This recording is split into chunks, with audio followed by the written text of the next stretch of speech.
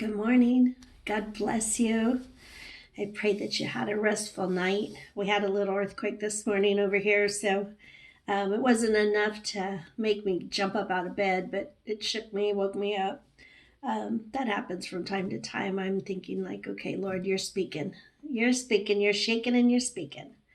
Today we're reading Psalm 78. So I just prayed. It's a little bit longer than the others, so you'll need to be patient with me as we go through it. But it's a good psalm. It talks about parables, and I know that you're going to enjoy it the way I have been, just kind of reviewing it.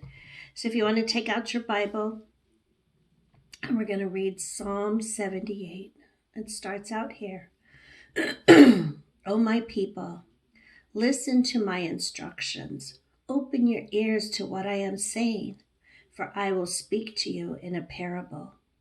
I will teach you hidden lessons from our past, stories we have heard and known, stories our ancestors handed down to us. We will not hide these truths from our children. We will tell the next generation about the glorious deeds of the Lord, about his power and his mighty wonders. For he issued his laws to Jacob. He gave his instructions to Israel. He commanded our ancestors to teach them to their children, so the next generation might know them. Even the children not yet born, and they in turn will teach their own children. So each generation should set its hope anew on God, not forgetting his glorious miracles and obeying his commands. Then they will not be like their ancestors, stubborn, rebellious, and unfaithful, refusing to give their hearts to God. The warriors of Ephraim, though armed with bows, turned their backs and fled on the day of battle. They did not keep God's covenant and refused to live by his instructions. They forgot what he had done, the great wonders he had showed them, the miracles he did for their ancestors on the plain of Zoan in the land of Egypt.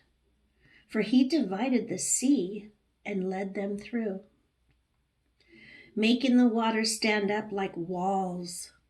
In the daytime he led them by a cloud, and all night by a pillar of fire. He split open the rocks in the wilderness to give them water, as from a gushing spring. He made streams pour from the rock, making the waters flow down like a river. Yet they kept on sinning against him, rebelling against the Most High in the desert. They stubbornly tested God in their hearts, demanding the foods that they craved. They even spoke against God himself, saying, God can't give us food in the wilderness. Yes, he can strike a rock so water gushes out, but he can't give his people bread and meat. When the Lord heard them, he was furious. The fire of his wrath burned against Jacob. Yes, his anger rose against Israel, for they did not believe God or trust him to care for them. But he commanded the skies to open. He opened the doors of heaven. He rained down manna for them to eat. He gave them bread from heaven. They ate the food of angels. He released the east wind in the heavens and guided the south wind by his mighty power. He rained down meat as thick as dust, birds as plentiful as the sand on the seashore. He caused the birds to fall within their camp and all around their tents. The people ate their fill. He gave them what they craved. But before they satisfied their craving while meat was yet in their mouths, the anger of God rose against them, and he killed their strongest men. He struck down the finest of Israel's young men. But in spite of this, the people kept sinning. Despite his wonders, they refused to trust him. So he ended their lives in failure, their years in terror. When God began killing them, they finally sought him. They repented and took God seriously. Then they remembered that God was their rock, that God Most High was their Redeemer. But all they gave him was lip service. They lied to him with their tongues. Their hearts were not loyal to him. They did not keep his covenant, yet he was merciful and forgave their sins and did not destroy them all. Many times he held back his anger and did not unleash his fury, for he remembered that they were merely mortal, gone like a breath of wind that never returns. How often they rebelled against him in the wilderness and grieved his heart in that dry wasteland. Again and again they tested God's patience and provoked the Holy One of Israel. They did not remember his power and how he rescued them from their enemies. They did not remember his miraculous signs in Egypt, his wonders on the plain of Zoan. For he turned their lives into blood, so no one could drink from the streams, and he sent swarms of flies to consume them and hordes of frogs to ruin them. He gave their crops to caterpillars. Their harvest was consumed by locusts. He destroyed their grapevines with hail and shattered their sycamore figs with sleet. He abandoned their cattle to the hail, their livestock to bolts of lightning. He loosed on them his fierce anger, all his fury, rage, and hostility. He dispatched against them a band of destroying angels. He turned his anger against them. He did not spare the Egyptians' lives, but ravaged them with the plague. He killed the oldest son in each Egyptian family, the flower of youth throughout the land of Egypt. But he led his own people like a flock of sheep, guiding them safely through the wilderness.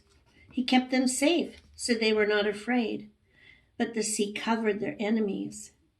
He brought them to the border of his holy land, to this land of hills he had won for them. He drove out the nations before them. He gave them their inheritance by lot. He settled the tribes of Israel into their homes, but they kept testing and rebelling against God Most High. They did not obey his laws. They turned back and were as faithless as their parents. They were as undependable as a crooked bow. They angered God by building shrines to other gods. They made him jealous with their idols. When God heard them, he was very angry, and he completely rejected Israel. Then he abandoned his dwelling of Shiloh, the tabernacle where he had lived among the people. He allowed the ark of his might to be captured, and he surrendered his glory into enemy hands. He gave his people over to be butchered by the sword because he was so angry with his own people, his special possession. Their young men were killed by fire. Their young women died before singing their wedding songs. Their priests were slaughtered, and their widows could not mourn their deaths. Then the Lord rose up, as though waking from the sleep, like a warrior aroused from a drunken stupor. He routed his enemies and sent them to eternal shame. But he rejected Joseph's descendants. He did not choose the tribe of Ephraim. He chose instead the tribe of Judah and Mount Zion, which he loved.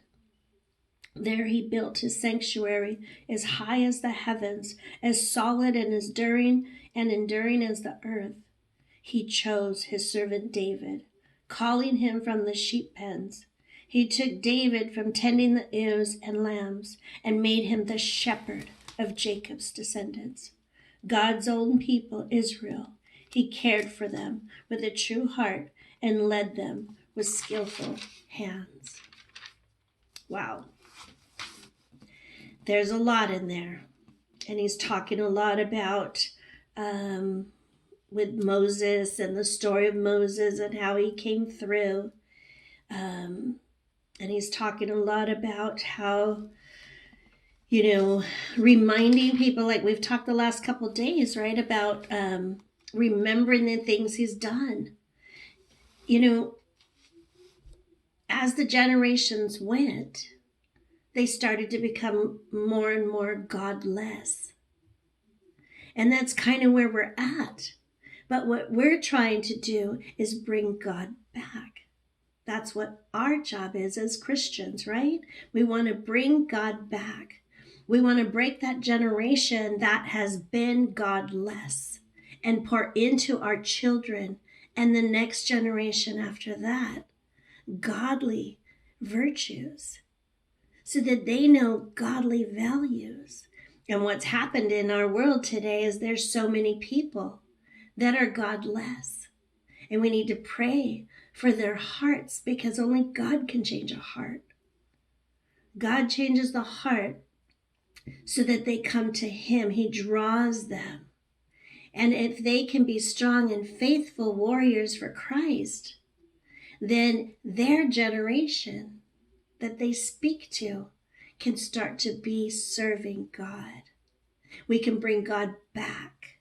And that's always been, something that the Lord wants us to do. I mean, we're all born with a purpose. He created us from the dust of the earth, and we'll go back to that when we die. But while we're here, He embedded us a strong desire, a serving, so that way we would have a desire for God. I remember as a really young child, older elders, older people, adults, kind of smirking at me as a young child, probably 6 and 7. I wanted to be a nun. I had a strong desire to be next to God.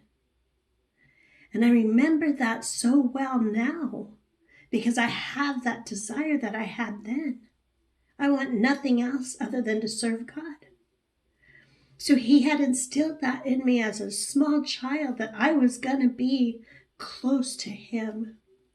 And even though I left Him and all kinds of things happened in my life that pulled me away, I believe it was just the enemy trying to take me from what my main purpose was.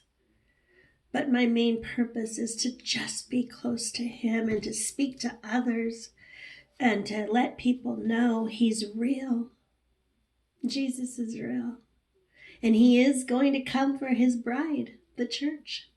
He's just giving everybody the opportunity to hear about Him. A couple things. I know this is a little bit longer post than others, and I apologize, but I circled here in verse 4 about the next generations and what I was just talking about. And then in verse 7 also, so that each generation should set its hope anew on God. Anew on God. Tell people about what God's doing in your life. Don't be embarrassed. Don't be afraid. That's what we're supposed to do.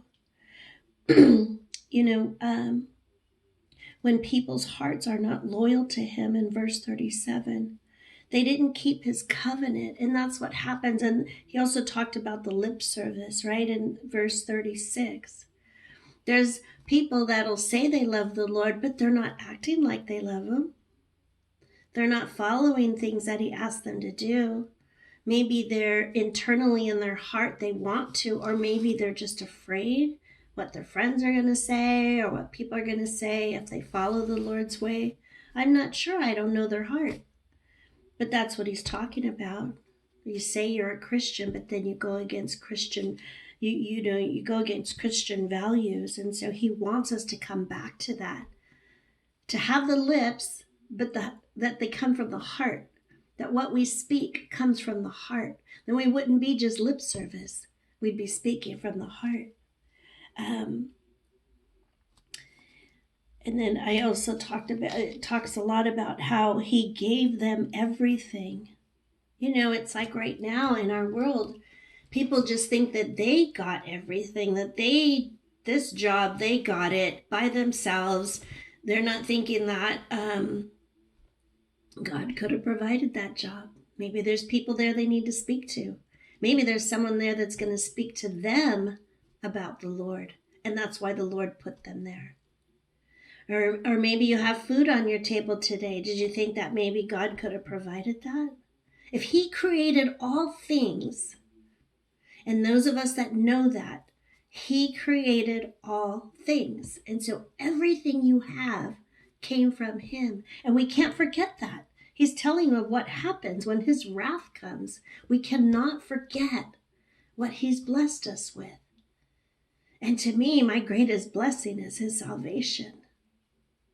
His love for me and his calling to me, and that he calls me his daughter, and he straightens out my crown when it gets crooked, and he puts people in my path that remind me of his virtues and his goodness and his promises, and that's a good thing. That's a good father. And so some of us don't have a father, but he's a good father. He'll always be there to listen to us. Maybe we don't feel him physically hugging us, but he'll send someone to give a hug to you if you need it. He's done that to me before. So it's a really good psalm to go through and just really kind of read each little part. I know it's long, but there's a lot of good in this and everything that he says. So I pray that you have a really good day. Think about somebody that you can maybe call today and maybe just say, God bless you, and start that conversation. God bless you. Bye-bye.